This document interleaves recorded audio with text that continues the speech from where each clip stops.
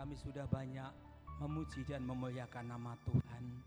Biarlah kiranya pujian yang kami naikkan ini bisa menjadi kesukaan bagi Engkau Tuhan. Dan tiba saatnya kami akan mendengarkan kebenaran firman-Mu. Mari Engkau sucikan, kuduskan hati ini dan tempat ini, pikiran kami, untuk kami boleh mendengar kebenaran firman ini. Biarlah Engkau sendiri yang memimpin kami sebagai hamba-Mu untuk boleh menyampaikan kebenaran firman ini. Dan Engkau sendiri yang berfirman kepada kami dan semua anak-anak Tuhan di tempat ini. Terima kasih Bapa, kami sambut kuasa firman-Mu di pagi hari ini hanya di dalam nama Tuhan kami Yesus Kristus. Haleluya. Amin. Puji nama Tuhan. Tiba-tiba Bapak Ibu. Shalom Bapak Ibu. Puji nama Tuhan. Kita sudah banyak memuji dan memuliakan nama Tuhan. Tiba saatnya kita akan mendengarkan kebenaran firman Tuhan. Ini cuacanya agak gerah ya.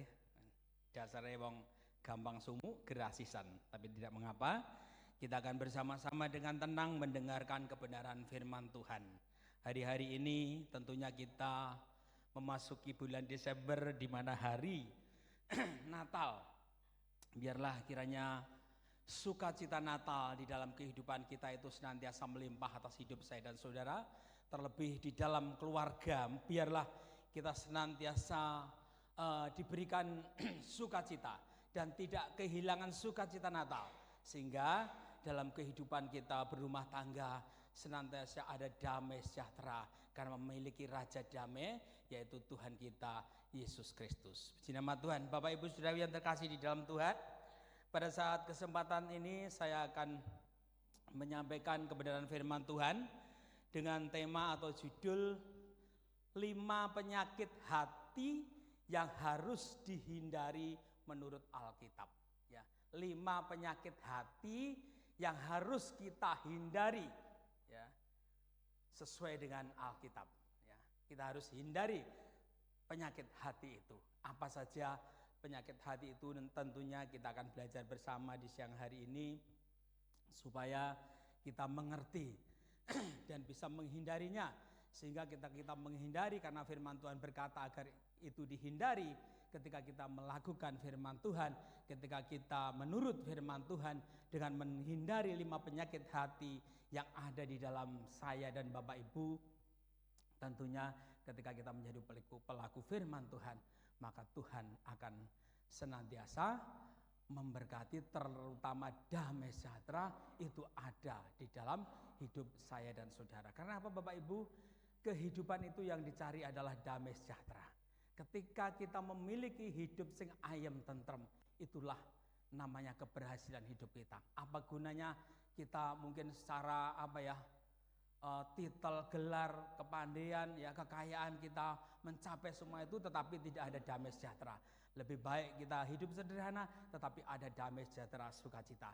Tetapi semuanya itu ketika kita benar-benar melakukan kehendak firman Tuhan, maka saya dan saudara dan Bapak Ibu akan memperoleh damai sejahtera itu. Baik Bapak Ibu yang terkasih, 5 penyakit hati yang harus dihindari menurut Alkitab itu yang pertama adalah sakit hati.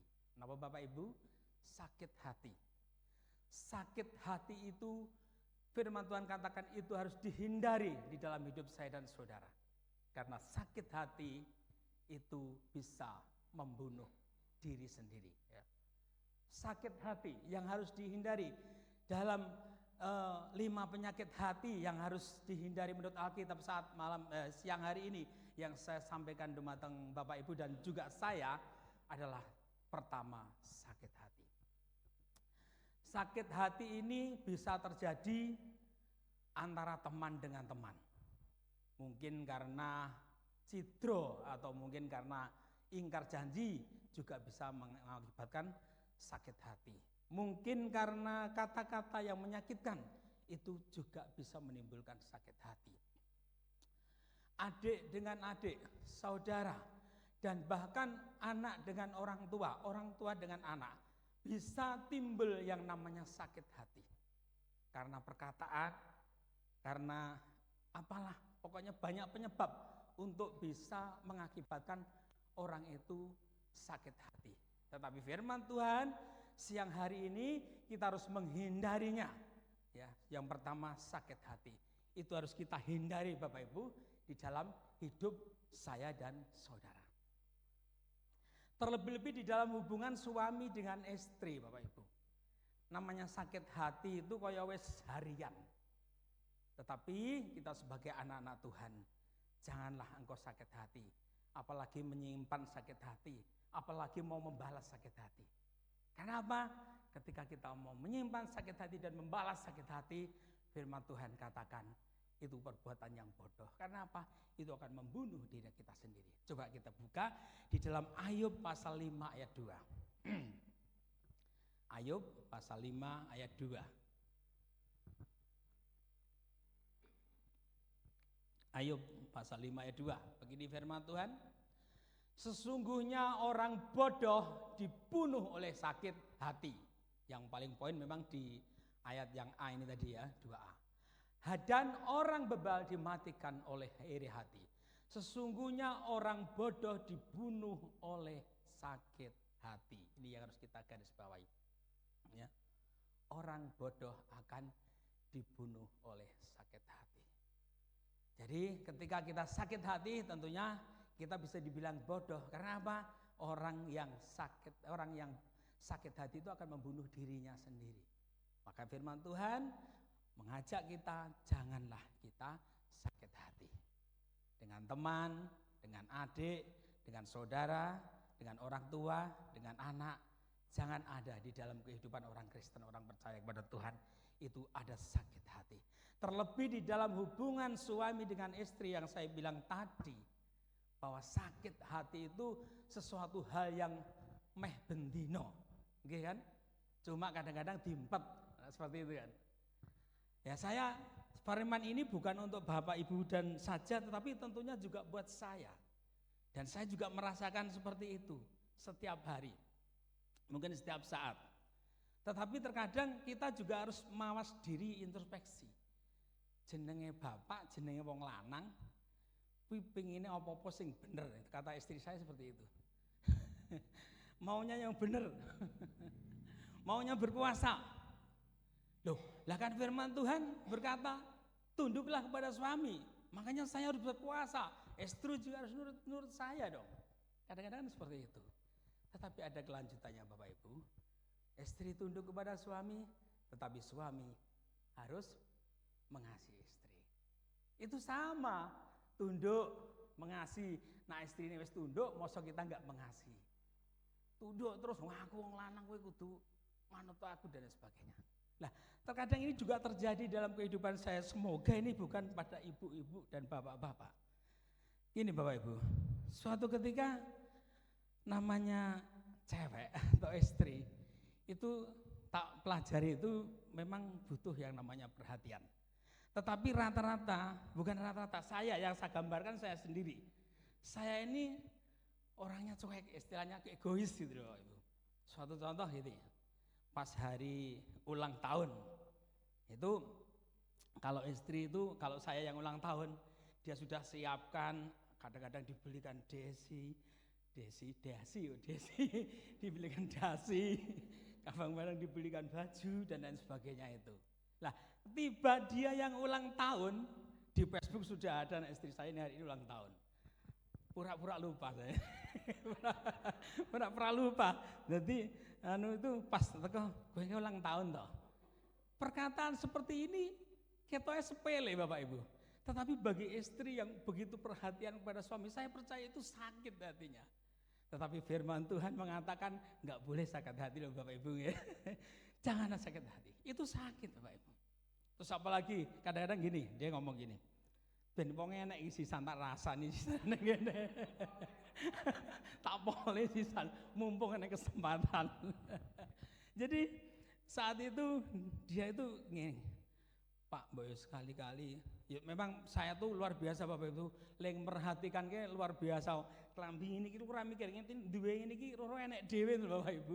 Walaupun ya kita cari bareng-bareng, apa-apa disiapkan, sepatu disiapkan, luar biasa itulah tugas, bukan tugas istri, perhatian istri seperti itu. Sesuatu ketika itu bilang gini, Pak, mbok sekali-kali ke aku ya jak nyangen Semar ya Pak. Semar nanti lho, Semar Ndangkrang ya lho, ngapa? Tukono kalung sing paling culik dhewe, pokoknya culik dhewe sebagai bentuk perhatian. Mbok jigo duwe dhewe kono rono. Kata-kata seperti itu kan sederhana Bapak Ibu, tapi itu sebenarnya menyakitkan Bapak Ibu. Maka saya katakan bahwa di dalam keluarga itu hubungan antara suami istri itu namanya sakit hati itu koyok jam-jaman bahkan menitan Bapak Ibu. Kadang-kadang kita itu nak wong lanang ki senengane gawe-gawe. Wong wedok cerewet, padahal cerewetnya kanggo kebaikan kita, kanggo kebaikan keluarga. Tetapi karena cerewetan kadang-kadang kita malah gawe-gawe, digawe ben saya mangkel, kadang-kadang seperti itu. Niku nak kula lho, nang jenengan bapak-bapak di sini saya kira enggak sama. Seperti itu Bapak Ibu. Itulah sebenarnya wanita itu sebenarnya perhatiannya luar biasa. Dan kalau kita sebenarnya Bapak Ibu, saya pun sebagai laki-laki juga ngerti loh ya seperti itu. Ketika saya ngerenung tuh pas sendiri atau pas ngobrol-ngobrol karo kanca padha leleng lanange, saya ngomong ya terana wong wedok ki gayane ya akeh ya. Wis nyiapne iki, nyiapne anak, nyiapne apa-apa, isik gaweane wong lanang kadang-kadang dicanda. Berarti memang wanita itu luar biasa. Tetapi terkadang kita ini sebagai laki-laki kok ya egois ya. Itu kok ya terjadi dengan sendirinya. Ketika contohnya, ayo toh Pak selfie, lah dijak foto lho angel. Seperti itulah kadang-kadang kita ini sebagai laki-laki. Mas saya katakan bahwa di dalam keluarga Bapak Ibu, sakit hati antara suami dan istri itu yang paling sering. Memang sakit hati bisa terjadi antara suami istri, anak dan orang tua, teman dan sahabat, adik, saudara. Tetapi sakit hati itu yang paling sering itu ada di dalam rumah tanggamu. Hubungan antara suami dan istrimu. Oleh sebab itu melalui firman Tuhan saat ini mari. Janganlah penyakit sakit hati itu ada wonten gesang kelolaan panjenengan. Firman Tuhan katakan judulnya adalah menghindari. Hindarilah sakit hati itu. Hindarilah sakit hati itu. Ya. Karena firman Tuhan katakan sesungguhnya orang bodoh dibunuh oleh sakit hati. Wong sing sakit hati itu dikatakan wong bodoh. Mergo apa? Wong awake dhewe dibunuh. Kenapa?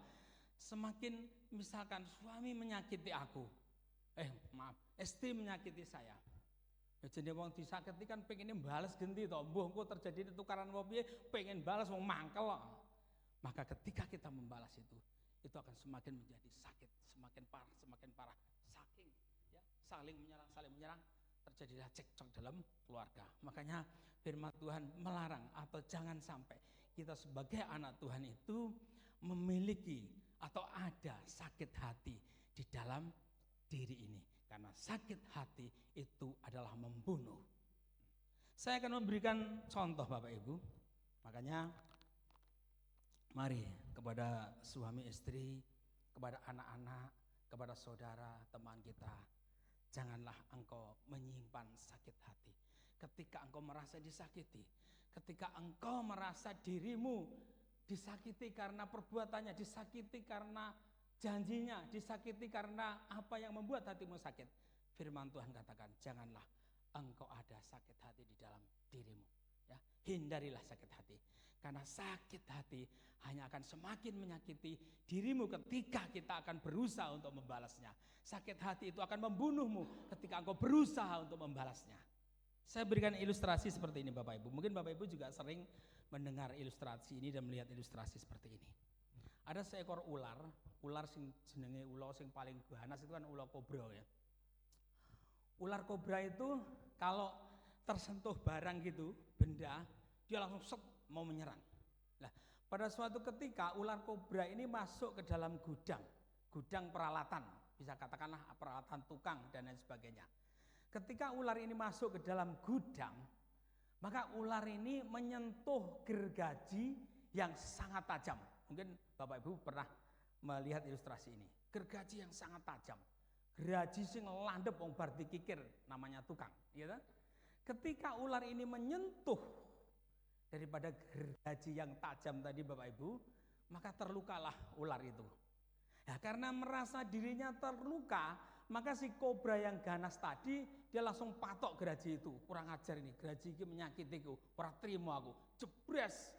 Mulutnya mematok daripada geraji tadi. Apa yang terjadi? Mulutnya terluka. Badannya terluka, mulutnya terluka. Semakin marah pengen membalas. Orang ajar ini geraji ini.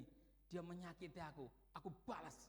Akhirnya apa? Jenenge ular kalau menyerang musuh itu dia melilit, ngubet sak kuat-kuate. Akhirnya apa? Geraji itu gubet sak kuat-kuate karena dia berpandangan bahwa geraji itu telah menyakitiku. Aku harus berusaha untuk membalas sakit hati itu. Ketika geraji itu digubet semakin keras, semakin kuat. Apa yang terjadi Bapak Ibu? Ular tadi kehabisan darah. Karena apa?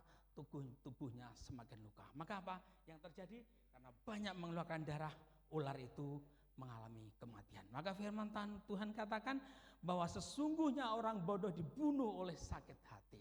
Janganlah kita ya sampai terjadi seperti ular tadi.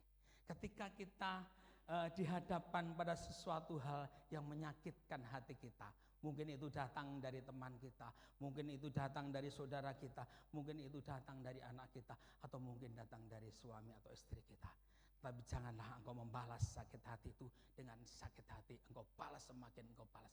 Karena semakin engkau membalas sakit hati itu sama dengan ular yang semakin kuat, ya, membalas, ya, menghubet daripada si gergaji tadi. Apa yang terjadi? Itu akan mengalami sesuatu yang lebih menyakitkan di dalam diri ini. Oleh sebab itu, janganlah engkau balas sakit hati itu dengan kembali membalas. Kalau suami kadang-kadang menyakiti, ya, engkau sadari bagaimanapun dia adalah suamiku, aku harus tetap tunduk. Kalau istri mungkin kadang ngomel sampai menyakiti kita, itu untuk kebaikan saya dan saudara, untuk kebaikan bapak-bapak dan keluarga. Maka engkau lepaskan ampunan, lepaskan pemaafan. Semakin banyak engkau melepaskan pemaafan dan pengampunan, maka engkau akan bisa terhindar dari namanya sakit hati. Sakit hati semakin kita berusaha untuk membalasnya, semakin kita berusaha untuk lepas dari sakit hati itu akan membawa semakin kita sakit, membawa hati kita semakin sakit dan akan membawa kematian dalam hidup saya dalam hati itu. Oleh sebab itu, ketika kita semakin ya untuk melawan sakit hati, untuk melawan atau bukan melawan, maksudnya membalas, maka di situ akan semakin menyakitkan kita. Maka firman Tuhan katakan kita enggak boleh simpan sakit hati, apalagi membalas sakit hati. Karena apa? Semakin kita berpikir untuk kita membalas sakit hati kita, maka semakin kita ini dibawa dalam keadaan yang tidak damai, dalam keadaan yang semakin sakit, gitu. Tetapi ketika kita memaafkan, kita mau mengampuni, maka di situ ada sukacita. Tetapi semakin kita mencari cara untuk membalas sakit hati itu akan semakin menyakitimu, seperti ilustrasi yang saya sampaikan tadi. Oleh sebab itu, janganlah kita simpan sakit hati itu di dalam diri kita. Apapun mungkin menyakitkan hatimu, tetapi janganlah simpan, apalagi sampai mau membalas itu. Bagaimana caranya? Angel, Pak, untuk menyimpan untuk tidak menyimpan atau tidak mau membalas kepada orang yang menyakiti saya itu sulit, Pak. Bagaimana caranya? Caranya adalah dekatkan dirimu dari kasih Allah. Mendekatlah engkau dengan Allah. Mendekatkan engkau dengan kasih Kristus. Maka di situ engkau akan dimampukan oleh Tuhan. Mari kita lihat di dalam Ibrani 12 ayat 15. Ibrani 12 ayat 15. Coba Ibrani 12 ayat 15. Agar kita mampu untuk tidak menyimpan sakit hati, untuk kita tidak berusaha membalas sakit hati itu, engkau harus memiliki kasih Kristus itu di dalam hidupmu.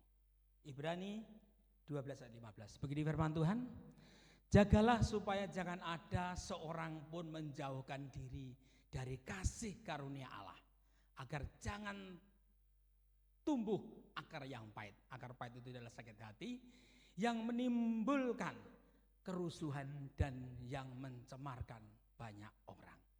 Agar kita kuat untuk menahan sakit hati dan kita tidak mau membalasnya, tetaplah atau janganlah engkau menjauh dari kasih karunia Allah. Artinya dekatlah engkau dengan Tuhan. Ya.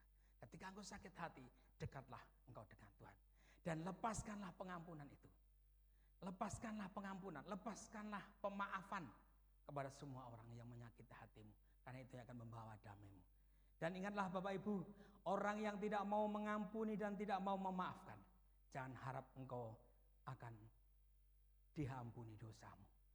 Karena hanya orang yang mau mengampuni saudaramu, yang mengampuni orang lain, itulah yang akan diampuni dosanya. Maka Tuhan Yesus mengajarkan di dalam doa Bapa kami, ampunilah kami seperti kami mengampuni kesalahan orang lain. Jadi ketika panjenengan mungkin merasa disakiti orang dan panjenengan bukan sakit melepaskan pengampunan, maka susah bagi kita untuk mendapatkan pengampunan dosa. Yang pertama Bapak Ibu, apa yang harus kita lakukan untuk menghindari 5 penyakit di hati kita adalah sakit hati. Jangan ada sakit hati itu ada di dalam hidup kelolaan panjenengan. Supaya apa? Supaya kita bisa merasakan hidup yang damai sejahtera. Sehingga suasana Natal ini bisa kita rasakan. Keluarga ayam tentrem, karena apa? Tidak ada sakit hati. Keluarga bahagia karena kita tidak ada kemauan untuk membalas sakit hati itu. Sehingga apa? Kita mengalami hidup yang damai sejahtera. Kemudian yang kedua Bapak Ibu, 5 sakit hati yang harus kita hindari. 5 penyakit hati yang harus kita hindari. Yang pertama adalah sakit hati, yang kedua adalah tinggi hati. Tinggi hati itu bisa dikatakan sombong. Kita akan lihat di dalam Amsal 16 ayat 5 ya. Amsal 16 ayat 5.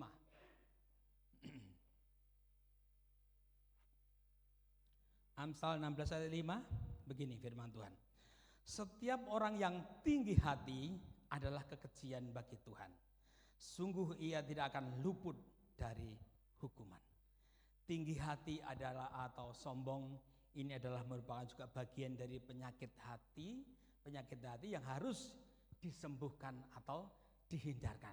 Karena orang yang tinggi hati, orang yang sombong itu adalah kekejian bagi Tuhan. Maka kita sebagai anak-anak Tuhan, mari kita belajar untuk merendahkan diri dalam segala hal. Baik di dalam lingkungan, di dalam masyarakat, di dalam gereja, dimanapun engkau berada, mari kita berusaha untuk rendah hati. Jangan tinggi hati. Orang yang tinggi hati adalah kekejian bagi Tuhan. Dan ia tidak akan luput dari hukuman. Ya, sudah banyak ya Bapak Ibu, orang kita melihat ya orang-orang yang sombong, orang yang tinggi hati itu dijatuhkan oleh Tuhan. Maka kita sebagai anak Tuhan, mari jangan sampai di dalam kesangkulan panjenengan itu ini memiliki yaitu watak atau sikap tinggi hati. Tetapi hendaklah kita merendahkan hati. Itu yang kedua yang harus kita hindari dari penyakit hati itu adalah yang kedua adalah tinggi hati. Anak Tuhan jangan sampai ada istilah tinggi hati, tetapi tetaplah merendahkan hati di hadapan Tuhan. Yang ketiga adalah panas hati. Panas hati itu pemarah. Jadi orang yang pemarah, orang yang panas hati, ini firman Tuhan menyuruh atau menghendaki agar kita hindari atau kita jangan sampai mengalami hal seperti ini. Karena panas hati atau pemarah itu Mazmur katakan ya, itu hanya akan mengakibatkan kejahatan terjadi dalam hidup saya dan saudara. Mazmur 37 ayat 8. Ini juga harus kita hindari ya. Panas hati, gampang nesu ya, sebagai anak Tuhan itu harus kita hindari. Mazmur 37 ayat 8. Begini firman Tuhan. Berhentilah marah dan tinggalkanlah panas hati itu. Jangan marah, itu hanya membawa kepada kejahatan. Mudah marah, mudah panas hati, jangan terjadi dalam kehidupan anak-anak Tuhan. Sebagai orang Kristen, marah boleh, tapi ojo gampang banget lah. Artinya firman Tuhan katakan, cepatlah engkau mendengar, tetapi lambatlah untuk bertindak. Artinya apa? Ketika kelolaan panjenengan terkadang mendapat berita atau suara, ya, tetaplah engkau saring dulu. Ora sao didik-didik marah, didik-didik panas hati. Ya, Itu firman Tuhan tidak menghendaki. Dan itu harus dihindari dalam kehidupan seorang Kristen. Untuk menuruti firman Tuhan, kita harus hindari perbuatan yang panas hati dan mudah marah. Karena apa? Orang yang mudah marah, orang yang mudah panas hati, sidik-sidik marah, sidik-sidik nesu. Ya. Berita ditompo urung rampung wis nesu sik, gitu. Kaya Baladewa, gitu. Itu akan mengakibatkan kejahatan. Artinya apa? Wong nak sing gampang nesu, pasti sing keluar pertama kata kotor itu mesti. Gampang nesu, merokok, mesti bak. Kedua, tindakannya ora bener. Kenapa? Gampang marah dan mudah marah. Maka harus kita bisa menguasai diri. Ya, penyakit hati, panas hati, marah, ini adalah merupakan penyakit hati yang harus kita hindari. Karena dengan ini banyak kejahatan yang akan terjadi. Oleh sebab itu, hindarilah yang namanya panas hati atau pemarah. Itu yang ketiga, Bapak Ibu. Kemudian penyakit hati yang keempat yang harus kita hindari adalah iri hati. Kita nggak boleh iri hati. Kita lihat di dalam Amsal 23 ayat 17. Serampangan aja nggih. Oke, masalahnya. Amsal 23 ayat 17. Iri hati adalah bagian dari penyakit hati yang harus kita hindari dan jangan terjadi dalam kehidupan kita. Begini firman Tuhan. Janganlah hatimu iri kepada orang-orang yang berdosa, tetapi takutlah akan Tuhan senantiasa. Ya. Janganlah hatimu iri kepada orang-orang yang berdosa. Terkadang kita ini iri Bapak Ibu ya. Kayake wongke perbuatane ya kaya ngono, ya ora percaya Gusti, ning uripe kok ning donya kok penak. Kadang-kadang kan seperti itu. Itu namanya iri hati. Janganlah karena ini kemudian jenengan menjadi lemah. Nah, firman Tuhan katakan, janganlah hatimu iri kepada orang-orang yang berdosa, tetapi takutlah akan Tuhan senantiasa. Tetaplah takut Tuhan. Ojo melu-melu terpengaruh dengan orang yang berdosa tadi. Ketika kita iri kepada mereka, maka engkau sedang mengalami sakit hati. Engkau sedang mengalami penyakit di dalam hatimu. Karena iri hati adalah bagian dari penyakit hati. Maka senantiasa engkau harus tetap takut akan Tuhan. Engkau harus tetap setia kepada Tuhan. Meskipun engkau melihat, kayaknya wong kok nang donya masku urip orang nganggo aturan sak penake tapi kok uripe penak yo. Aku tak rewangi setia ning kok aku sik kaya ngene. Kadang-kadang kita berpandangan seperti itu. Tetapi janganlah itu menjadi iri, janganlah itu menjadi kemarin. Tetaplah firman Tuhan katakan, engkau tetap setia kepada Tuhan. Tetaplah setia kepada Tuhan, karena kebenaran itu lebih mulia, kebenaran itu lebih utama, lebih penting daripada kehidupan yang sementara itu. Tidak boleh kita itu iri, itu firman Tuhan yang kuat. Kemudian yang kelima, tadi kan ada 5 penyakit hati yang harus kita hindari. Yang kelima adalah tawar hati. Tawar hati bisa dikatakan bimbang. Sebagai anak Tuhan, kita nggak boleh tawar hati. Kita harus tetap percaya kepada Yesus. Kita harus tetap yakin kepada Yesus dalam kehidupan kita. Iman kita harus tetap kita percaya kepada Yesus. Kita lihat di dalam Amsal 24 ayat 11. Amsal 24 ayat 11.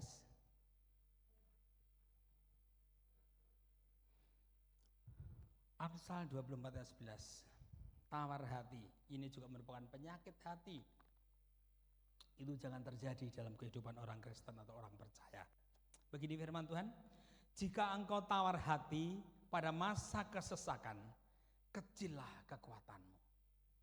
Ketika kita tawar hati, kita bimbang di dalam masa kesesakanmu, di dalam masa kesulitanmu, di dalam masa mungkin pencobaan hidupmu. Ketika engkau mengalami tawar hati, engkau bimbang kepada Tuhan, memang itu hal yang masuk akal. Ketika kita dihadapkan pada suatu masalah, pasti kebimbangan itu ada. Tetapi firman Tuhan berkata saat ini, janganlah engkau tawar hati. Karena ketika engkau tawar hati, ya, ketika engkau tawar hati pada masa kesesakan, pada masa sulit, maka kecillah kekuatanmu. Artinya apa? Iman pengharapan kita akan semakin kecil. Dan kita pun gak ada kekuatan ketika kita tawar hati atau bimbang. Oleh sebab itu firman Tuhan menghendaki ketika engkau di dalam keadaan apapun, ketika di dalam keadaan kesesakan, di dalam keadaan kesulitan, di dalam keadaan menderita, di dalam keadaan yang sulit di dalam hidupmu, mengalami masalah yang sulit di dalam hidupmu, tetaplah engkau berpegang teguh kepada Yesus Kristus. Janganlah engkau mengalami tawar hati, tetapi percayalah bahwa di dalam Yesus ada kekuatan baru. Di dalam Yesus ada berkat yang luar biasa. Di dalam Yesus ada pembelaan. Di dalam Yesus ada jalan keluar. Itu yang harus kita kuatkan di dalam kita sebagai anak Tuhan. Bapak Ibu saudara yang terkasih dalam Tuhan. Itu tadi yang 5 penyakit hati di dalam hidup ini yang harus kita hindari. Di dalam kita mengiring Tuhan Yesus. Di dalam kita percaya mengikut Tuhan Yesus. 5 penyakit hati itu hendaklah jangan ada di dalam hidup ini. Dan itu harus kita hindari. Yaitu sakit hati. Apalagi Bapak Ibu? Tinggi hati, panas hati, gampang marah, iri hati, dan tawar hati atau bimbang. Itu jangan sampai ada dalam hidup ini.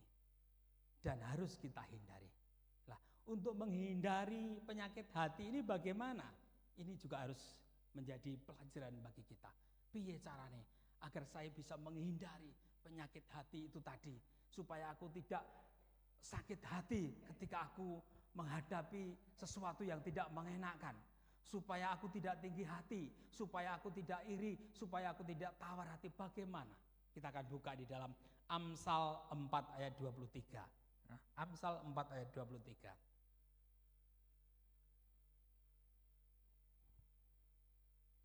Amsal 4 ayat 23, begini firman Tuhan. Jagalah hatimu dengan segala kewaspadaan, karena dari situlah terpancar kehidupan. Firman Tuhan mengatakan, jagalah hatimu dengan segala kewaspadaan. Artinya, jagalah hati ini dengan sungguh-sungguh. Dengan kewaspadaan, dengan sungguh-sungguh. Karena apa? Dari hati inilah terpancar kehidupan kita. Ketika kita mampu dan bisa menjaga hati kita, yaitu dengan cara mendekatkan diri kita dengan kasih Kristus, dengan cara kita mendekatkan diri kepada Tuhan, maka kita akan menjaga hati ini. Dan ketika kita bisa menjaga hati ini, maka yang terpancar dari dalam kehidupan ini, kita akan terpancar kasih Kristus itu nyata di dalam hidup ini. Sehingga kita bisa tahan, tidak mudah sakit hati, tetapi akan senantiasa sering melepaskan pengampunan, sering melepaskan maaf kepada saudara kita, kepada suami kita, kepada istri kita, kepada anak-anak kita, kepada teman kita. Ya. Dengan kita mendekatkan diri kepada Tuhan, maka kita dimampukan untuk bisa menjaga hati kita. Dan ketika hati kita bisa menjaganya, maka saya percaya dari kehidupanmu lah akan terpancar kasih Kristus. Dari hidupanmu lah akan terpancar kasih Kristus itu kau nyatakan. Sehingga kau akan mengalami damai sejahtera di dalam hidupmu. Engkau akan bisa melewati dari penyakit hati yang firman Tuhan kehendaki untuk tidak ada di dalam hidup saya dan saudara. Dari itulah kita akan dimampukan dan dikuatkan Tuhan. Jagalah hatimu. Jangan sampai hatimu jatuh di dalam dosa. Supaya dari kehidupanmu, hatimu yang suci, hatimu yang tulus itu akan terpancar kehidupan sesuai dengan kehidupan Kristus. Itulah yang harus kita lakukan di dalam hidup ini. Oleh sebab itu Bapak Ibu saudaraku yang terkasih di dalam Tuhan, mari di dalam hidup ini marilah kita kerjakan salib Kristus, salib kasih. Salib kasih itu bagaimana toh? Salib kasih itu adalah jika ada orang yang menjahati engkau, janganlah balas kejahatan itu dengan kejahatan, tetapi balaslah kejahatan itu dengan kasih. Ada orang yang mungkin menjahati engkau, melukai engkau, menyakiti engkau. Janganlah engkau balas kejahatan dengan kejahatan.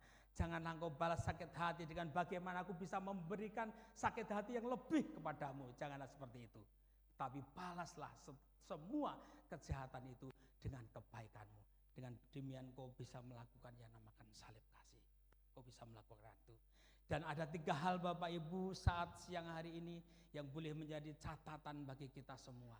Ketika engkau sudah melakukan yang terbaik, menjaga hatimu, melakukan salib kasih, orang yang menjahati kita balas dengan kebaikan, orang yang menyakiti aku balas dengan pemaafan dan pengampunan, maka 3 hal yang harus menjadi kekuatan bagi kita dan saya dan saudara, yaitu yang pertama, saat engkau disakiti, ketika engkau tetap melepaskan pengampunan, ketika engkau tetap mau memberi pemaafan, maka di situ dosamu sedang diampuni. Karena apa?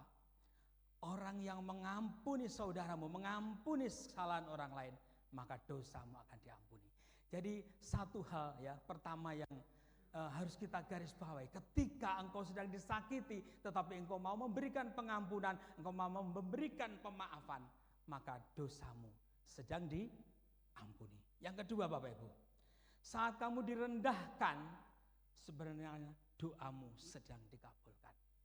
Jadi ketika kita direndahkan, ya mungkin orang merendahkan, tetaplah engkau jaga hatimu, tetaplah engkau dalam keadaan yang bersyukur. Ketika engkau sedang direndahkan dan engkau tetap menjaga hatimu, sebenarnya doamu sedang dikabulkan. Itu harus kita amini. Ya, di saat itu Allah akan mengabulkan segala doa dan permohonan saudara-saudara. Dan yang ketiga, saat kamu memaafkan, saat kamu melepaskan pengampunan kepada saudaramu yang menyakitimu, mungkin suami, mungkin istri, mungkin anak, mungkin saudara, mungkin teman. Ketika engkau mau melepaskan pengampunan, engkau mau memaafkan, sebenarnya surgamu sedang disiapkan. Ya. Surga sedang disiapkan buat saya dan saudara. Karena orang yang mau memaafkan, Tuhan Yesus juga akan memaafkan dan mengampuni kita. Siapa yang mau mengampuni saudaramu, siapa yang mau memaafkan saudaramu, maka Tuhan pun akan mengampuni saya dan saudara. Oleh sebab itu Bapak Ibu, saudara yang terkasih di dalam Tuhan, di dalam sebentar lagi kita akan menghadapi Natal. Tentunya mari kita saling menjaga hati, ya, baik dengan suami, dengan istri, dengan anak, dengan saudara, adik-adik, teman, semua saja mari kita menjaga hati. Jangan ada penyakit hati itu ada di dalam kehidupan kulolan panjenengan, sehingga ketika kita menghadapi Natal, menyambut Natal ini dengan hati yang baik, hati yang tulus, hati yang mau mengampuni, hati yang mau memaafkan, maka di dalam keluargamu ada damai sejahtera yang luar biasa. Sehingga kita di dalam menghadapi Natal 2024 ini, kita boleh merasakan sukacita Natal yang luar biasa, suasana surga turun dalam Natal ini. Kiranya firman Tuhan siang ini boleh memberkati kita semua. Mari kita senantiasa menghindarkan hidup kita dari penyakit hati tadi, dan untuk bisa